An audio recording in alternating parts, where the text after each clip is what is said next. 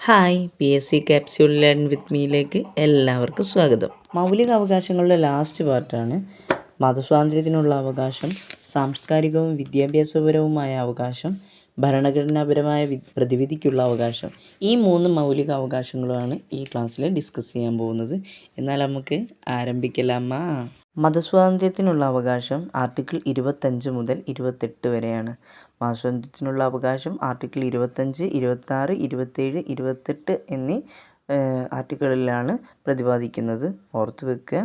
Article 25 പറയുന്നത് ഇഷ്ടമുള്ള മതത്തിൽ വിശ്വസിക്കുന്നതിനും ആചരിക്കുന്നതിനും പ്രചരിപ്പിക്കുന്നതിനുമുള്ള അവകാശത്തെക്കുറിച്ചാണ്.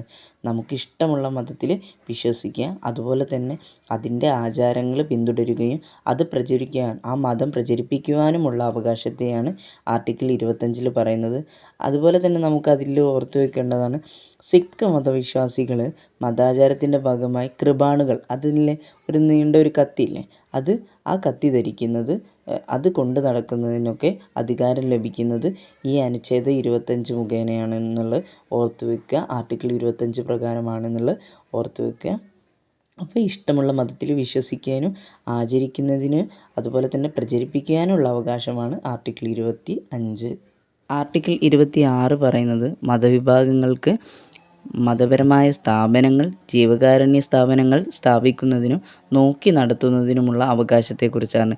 ആർട്ടിക്കിൾ 26 പറയുന്നത് മതവിഭാഗങ്ങൾക്ക് ജീവകാരുണ്യ സ്ഥാപനങ്ങൾ സ്ഥാപിക്കുന്നതിനും നോക്കി നടത്തുന്നതിനുമുള്ള അവകാശമാണ്. ആർട്ടിക്കിൾ 27 പറയുന്നത് ഏതെങ്കിലും പ്രത്യേക മതത്തിൻ്റെ പ്രോത്സാഹനത്തിനു വേണ്ടി നികുതികൾ കൊടുക്കാൻ നിർബന്ധിക്കുന്നതിനെതിരായ അവകാശമാണ്. ഒരു പ്രത്യേക മതവിഭാഗത്തിന് അതിനെ പ്രോത്സാഹിപ്പിക്കാൻ വേണ്ടിയിട്ട് നികുതികൾ കൊടുക്കാൻ നിർബന്ധിക്കുന്നതിനെതിരായിട്ടുള്ള അവകാശമാണ് ആർട്ടിക്കിൾ 27. ആർട്ടിക്കിൾ 28 പറയുന്നത്, ആർട്ടിക്കിൾ 28(1) പൂർണ്ണമായും രാഷ്ട്രത്തിൻ്റെ പണം കൊണ്ട് പ്രവർത്തിക്കുന്ന ഒരു വിദ്യാഭ്യാസ സ്ഥാപനത്തിൽ മതപരമായ നിർദ്ദേശങ്ങൾ നൽകുവാൻ പാടില്ല എന്നാണ്.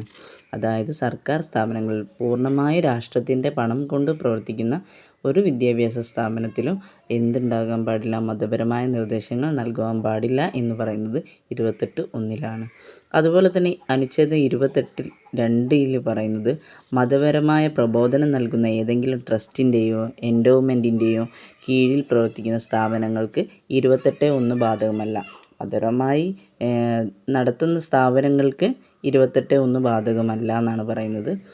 പിന്നെ അനുച്ഛേദം 28(3) പറയുന്നത് സ്റ്റേറ്റിൻ്റെ സഹായമില്ലാതെ പ്രവർത്തിക്കുന്ന വിദ്യാഭ്യാസ സ്ഥാപനങ്ങളിൽ മതപരമായ പ്രവർത്തനങ്ങൾ അനുവദനീയമാണെങ്കിലും പ്രസ്തുത പ്രവർത്തനങ്ങളിൽ പങ്കെടുക്കാൻ ഒരു വ്യക്തിയെയും നിർബന്ധിക്കാൻ പാടില്ല. മതസ്വാതന്ത്ര്യത്തിനുള്ള അവകാശം 25 മുതൽ 28 വരെ ഇത്രയാണ് പറയുന്നത്. അടുത്ത മൗലിക അവകാശമാണ് സാംസ്കാരികവും വിദ്യാഭ്യാസപരവുമായ അവകാശം. ആർട്ടിക്കിൾ 29, 30 ആണ്. ന്യൂനപക്ഷ വിഭാഗങ്ങൾക്ക് വേണ്ടി ഭരണഘടനയിൽ ഉൾപ്പെടുത്തിയിരിക്കുന്ന മൗലിക അവകാശമാണ് സാംസ്കാരികവും വിദ്യാഭ്യാസപരവുമായ അവകാശം. ആർട്ടിക്കിൾ 29 ന്യൂനപക്ഷ വിഭാഗങ്ങളുടെ താൽപ്പര്യങ്ങൾ സംരക്ഷിക്കുന്നതിന് വേണ്ടിയിട്ടാണ്. ന്യൂനപക്ഷങ്ങൾക്ക് ഉറപ്പ് നൽകുന്ന അവകാശങ്ങൾ ഏതൊക്കെയാണെന്ന് ചോദിച്ചാൽ ഭാഷ, ലിപി, സംസ്കാരം എന്നിവയുടെ സംരക്ഷണം. പൂർണ്ണമായും സ്റ്റേറ്റിൻ്റെ കീഴിലോ സ്റ്റേറ്റിൻ്റെ ധനസഹായത്തോടു കൂടിയോ നടത്തപ്പെടുന്ന വിദ്യാഭ്യാസ സ്ഥാപനങ്ങളിൽ മതത്തിൻ്റെയോ വർഗത്തിൻ്റെയോ ജാതിയുടെയോ ഭാഷയുടെയോ അടിസ്ഥാനത്തിൽ ഒരു ഇന്ത്യൻ പൗരനോ അഡ്മിഷൻ നിഷേധിക്കാൻ പാടില്ല. നമ്മുടെ സർക്കാർ സ്ഥാപനങ്ങളിലാണെങ്കിൽ മതത്തിൻ്റെയോ വർഗത്തിൻ്റെയോ ജാതിയുടെയോ ഭാഷയുടെ അടിസ്ഥാനത്തിൽ ഒരു ഇന്ത്യൻ പൗരനോ അഡ്മിഷൻ നിഷേധിക്കാൻ പാടില്ല എന്ന് ഈ ആർട്ടിക്കിൾ 29 അനുശാസിക്കുന്നുണ്ട്.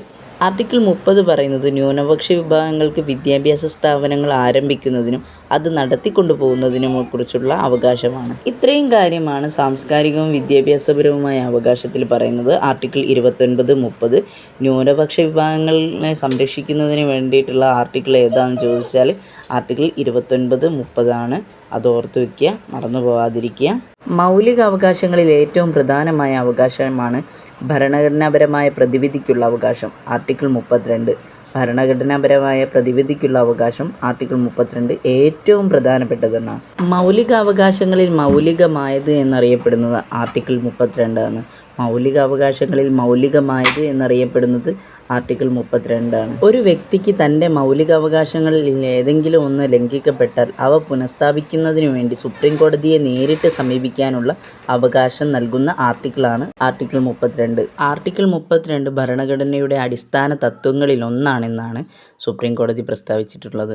ആർട്ടിക്കിൾ 32 ഭരണഘടനയുടെ അടിസ്ഥാന തത്വങ്ങളിലൊന്നാണെന്ന് സുപ്രീം കോടതി പ്രസ്താവിച്ചിട്ടുണ്ട്. ഭരണഘടനയുടെ ശില്പിയായിട്ടുള്ള B.R. അംബേദ്കർ ഭരണഘടനാപരമായ പ്രതിവിധിക്കുള്ള അവകാശമായിട്ടുള്ള ആർട്ടിക്കിൾ 32 വിശേഷിപ്പിച്ചിരിക്കുന്നത് ഭരണഘടനയുടെ ഹൃദയവും ആത്മാവും എന്നാണ്.